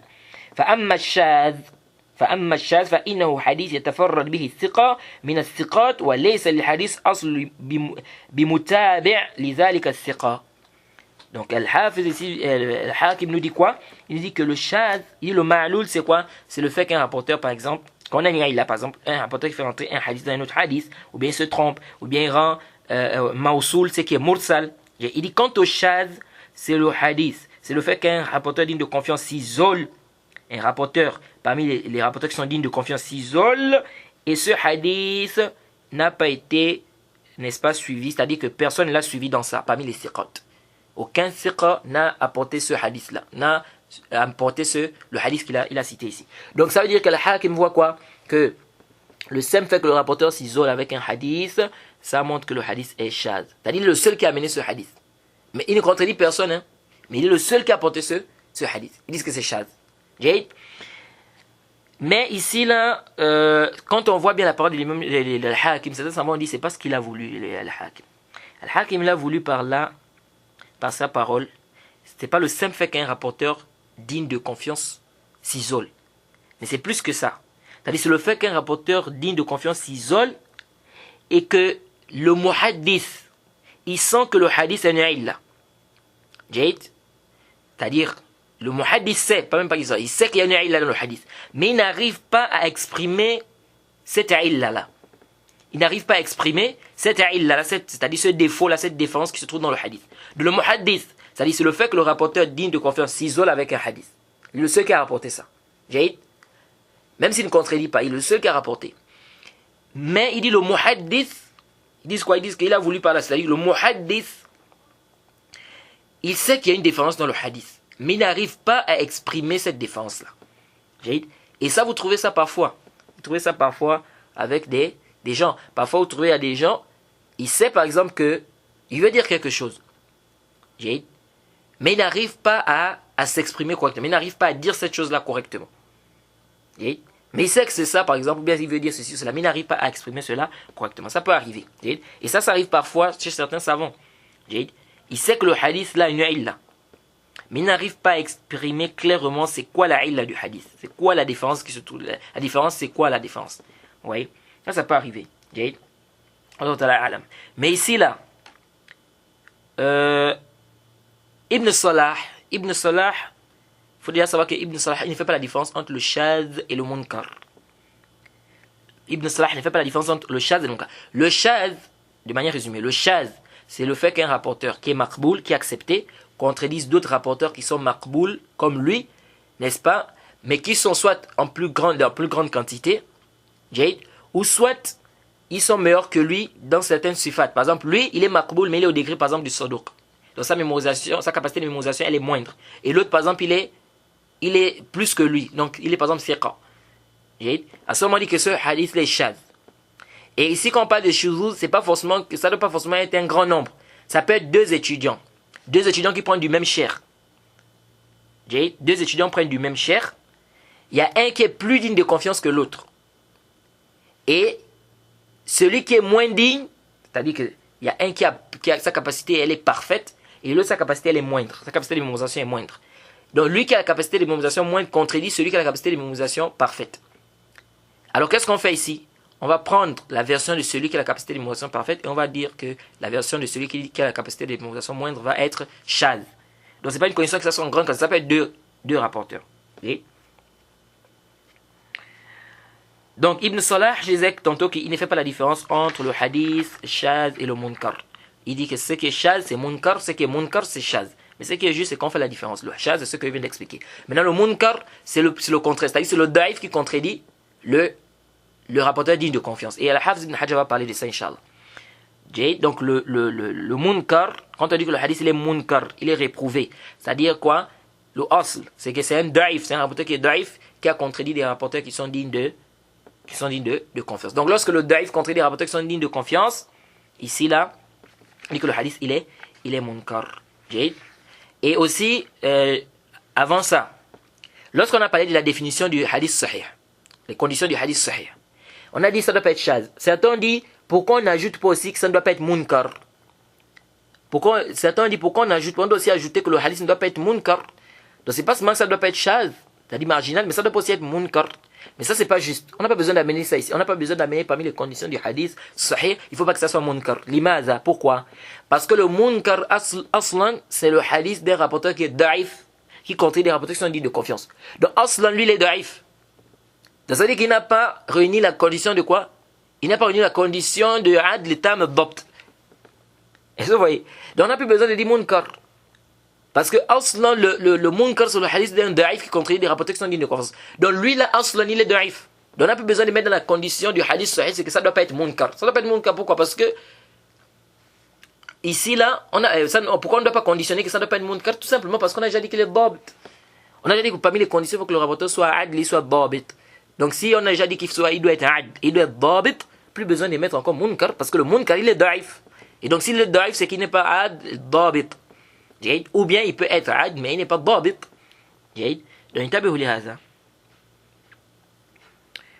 Donc, Ibn Salah ne fait pas la différence entre le shaz et le munkar. Mais ce qui est juste comme je vous ai dit ici, c'est quoi? C'est qu'il faut faire la différence. Maintenant, la parole d'Al-Khalil.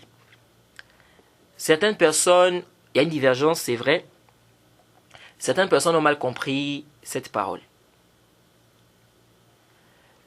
Certains ont pensé, et beaucoup d'ailleurs, et même moi, je pensais ça, jusqu'à ce que j'ai trouvé la parole d'Ibn Rajab où il a expliqué. Beaucoup ont pensé que Al-Khalili, son avis c'est quoi? C'est que le shaz, c'est le simple fait qu'un rapporteur s'isole, qu'il soit digne de confiance, qu'il ne soit pas digne de confiance, c'est shaz. De même s'il n'y a pas de contradiction. Et de là, beaucoup de savants ont dit, mais comment ça? Comment on va faire avec les hadiths qui sont dans Bukhari et Muslim? Le hadith de Inama A'mal Biniyat. Omar est le seul qui a rapporté ça du prophète. Alqam ibn Waqqas est le seul qui a rapporté ça de Omar. Mohamed ibn Ibrahim al-Taymi est le seul qui a rapporté ça de Alqam ibn Waqqas. Yahya ibn Sa'id al-Ansari est le seul qui a rapporté ça de Mohamed ibn Ibrahim al-Taymi. On fait comment? Quand il dit le simple fait qu'un rapporteur s'isole avec un hadith, même s'il n'y a pas de contradiction. Il est le seul qui a pris ça, il n'a contredit personne, mais il est le seul qui a rapporté ce hadith de son cher. Mais il n'a contredit personne, parce que personne n'a rapporté le même hadith que lui. Pourquoi on dit qu'il y a eu une contradiction? Donc on fait quoi de ces hadiths? Alors, Al-Khalili, Ibn Rajab, qui fait partie des étudiants de Cheikh al-Islam Ibn Taymiyyah, Ibn Rajab a expliqué. Parce que la parole de Khalili, c'est dans le Irshad. Il dit quoi? Il dit Allazi alayhi huffaz al-hadith. Anna ash-shaz ma laysa lahu illa isnadun wahid. Il a dit ce sur quoi sont les huffaz de hadith, donc les savants de hadith. C'est quoi? C'est que le shaz, c'est ceux qui n'ont qu'une seule chaîne de transmission. Yashuddu bizalika shaykhun, s'isole avec ça un cher. C'est là le problème. S'isole avec un cher. Cher, ici on va voir qu'est-ce que ça veut dire cher. Thiqatun aw ghayr thiqa, qui soit digne de confiance ou qui soit pas digne de confiance. Fama kana min ghayr thiqa, s'il n'est pas digne de confiance, famatrukun la yuqbal, c'est matruk, on ne prend pas ça. Wa ma kana an thiqa, ce qui est rapporté par un thiqa, yutawaqqaf fihi wa la yuhtajju bihi, on ne se prononce pas ça, c'est-à-dire on ne travaille pas avec ça, on ne s'argumente pas de ça. Jade Ibn Salah, l'imam al-Nawawi, al-Iraqi, que le professeur al-Hafiz ibn Hajar, Jade, ils ont compris de la parole d'Al-Khalili qu'il est en train de dire que si le rapporteur s'isole avec un hadith, un rapporteur qui soit digne de confiance, qui ne soit pas digne de confiance, n'est-ce pas, ce hadith-là est chaz, même s'il ne contredit personne. Le simple fait qu'il est le seul qui ramène ce hadith, c'est chaz. Et donc ils ont fait le rad à cette parole en apportant des hadiths qui sont venus dans Bukhari et Muslim. Qui sont venus dans c'est-à-dire où il y a des rapporteurs qui se sont quoi, isolés, qui n'ont contredit aucune personne, qui étaient les seuls qui rapportaient leur professeur, comme le hadith que je viens de vous citer de Omar ibn al-Khattab. Jade. Alors, Ibn Rajab, il a refuté ça. Jade, dans le Sharh al-Ilal.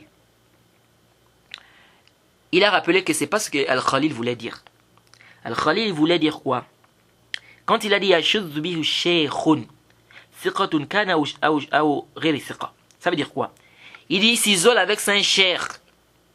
Il s'isole avec un cher. C'est quoi c'est qui le cher? Le cher, quand les savants des hadiths vous disent cher, vous allez voir le jarh wa ta'dil, parfois on dit cher. Ils disent que le cher, c'est quelqu'un qui n'est pas atteint le degré du thiqa mutqin.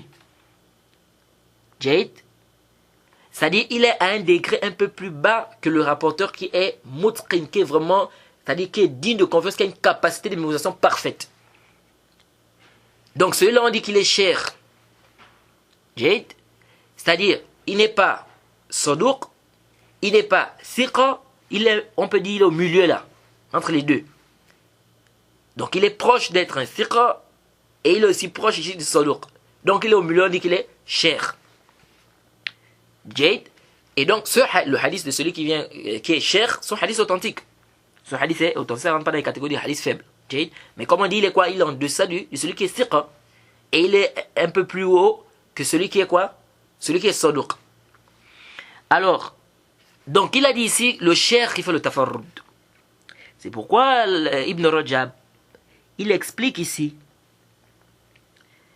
qu'il est en train de parler de celui-là, de celui qui est cher, et non qu'un rapporteur qui soit digne de confiance, qui est thiqa, s'isole avec un hadith, comme Al-Qamam ibn Waqqas, comme Mohamed ibn Ibrahim al-Taymi. Là, c'est pas de ce que Al-Khalil est en train de parler, donc c'est pas la peine de venir le refuter Al-Khalil avec des hadiths ou des rapporteurs dignes de confiance comme des thiqat.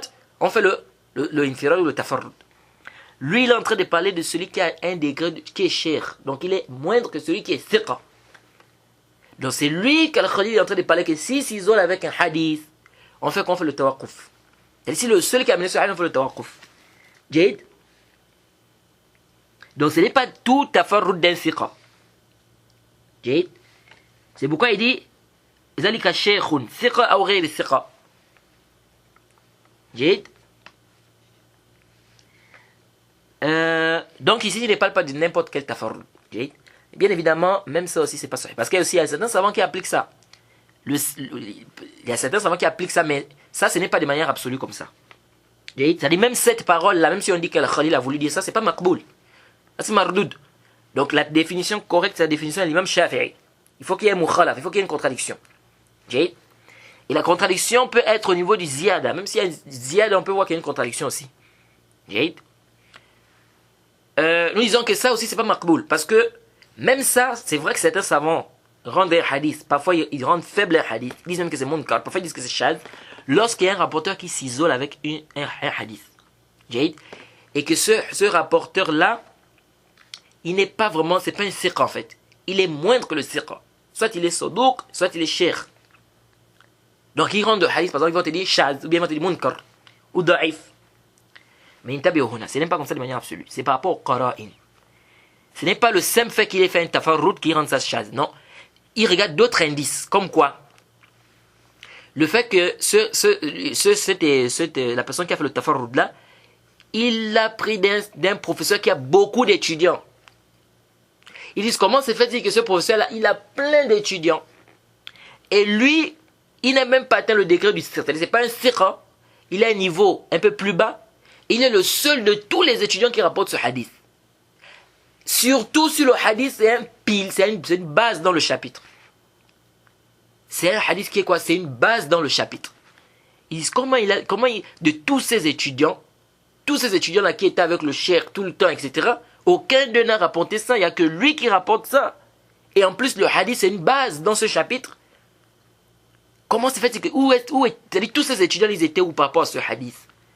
Et donc, ils vont dire quoi? Ils vont dire que le hadith, c'est le munkar, ou bien ils vont dire qu'il est da'if. Donc, ça veut dire que ce n'est pas parce qu'il y a un simple tafarrud. Non, c'est par rapport au qara'in. Ils ont vu que le professeur, il a plein d'étudiants. Et des étudiants qui sont moulazim lahu, c'est-à-dire qui sont toujours avec lui, qui sont dignes de confiance, qui sont dans le itqan, qui ont une parfaite capacité de mémorisation. Mais comment c'est fait que lui qui soit un peu plus bas, il est le seul qui amène ce hadith? Et donc là, ils vont rendre ça da'if. Okay? Donc ça, c'est quoi? Donc même ça, même la vie d'Al-Khalili là, on peut prendre ça comme ça de manière absolue. Okay? Il y a des qara'in. Il y a des qara'in. Donc la vie qui est juste c'est la définition de l'imam Shafi'i. Et c'est l'avis de la majorité des savants. Et même d'aujourd'hui, la majorité des savants se base sur cette définition. Je voulais qu'on termine vite cette partie, mais malheureusement, nous allons nous arrêter ici et on va continuer au cours prochain. Nous allons essayer de terminer cette partie du Sahih pour rentrer maintenant dans la partie du Hassan. On s'arrête ici, on demande qu'à nous facilite. Subhanakallahumma bihamdik. Wa ashhadu an la ilaha illa anta astaghfiruka wa atubu ilayk.